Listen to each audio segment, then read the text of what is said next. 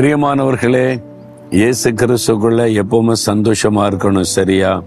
எதுக்கு துக்கமா இருக்கிறீங்க? ஏதாவது பாதிப்பா, ஏதாவது பிரச்சனையா? நான் தான் சொல்லி இருக்கிறேன்ல, பிரச்சனை எல்லாம் வரும் போகும். இயேசுவோட நம்ம நடக்கும்போது அவர் கரம் பிடித்து நடத்தி கூட்டிட்டு போவார்ல, பிறகு பயப்படணும்.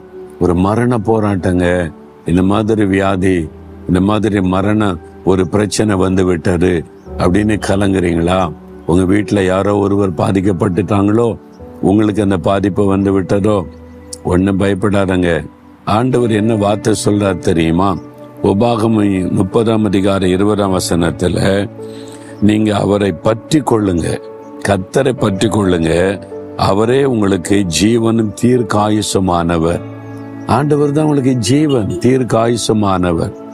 இப்போ சொல்லுவாங்க பாருங்க, 90 வயசுங்க, அதுல மறிச்சிருக்கிறான்னா தீர்க்காயுசுங்க, அவரு நல்ல மரணம் அப்படி சொல்லுவாங்க.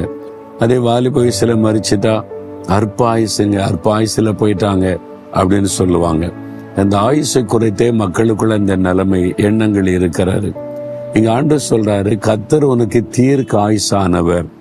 அவர் தான் உங்களுக்கு அவருடைய கையில தான் உங்களுடைய ஆயுச நாட்கள் இருக்கிறாரு. நீங்க எவ்வளவு கால உலகத்துல வாழணும், எப்படி இந்த உலக வாழ்க்கை ஓட்டத்தை முடிக்கணும், எல்லாம் அவர் குறித்து வைத்திருக்கிறார். அவர் தவறு செய்கிற தேவன் அல்ல.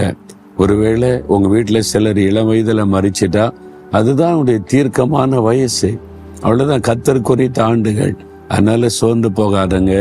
வயசான காலம் வரைக்கும் இருந்தாதான் ஆசீர்வாதம், மற்ற மரணம் எல்லாம் சாபம் அப்படின்னு நினைக்காதங்க. இல்லை, குழந்தைகளை கூட சில சமயம் ஆண்டவர் எடுத்துக்கொள்ளுவார். வாலிப வயசுல அதுதான் அவங்களுக்கு கொடுக்கப்பட்ட வயது. அதனால பாதிக்கப்பட்டு கலங்காதங்க. உங்களுக்கு தீர்க்க ஆயுச வச்சிருக்கிறார். அவரு தான் ஜீவன், நமக்கு உயிர். அவர் கையில தான் நம்முடைய வாழ்நாள் இருக்கிறாரு. தீர்க்க ஆயுசை கொடுத்து நீடித்த நாட்களை கொடுத்து ஆசீர்வதிப்பார். ஆனா நீங்க என்ன செய்யணும் தெரியுமா? அவரை பற்றி கொள்ளணும், அவரை உறுதியா பிடித்து கொள்ளணும்.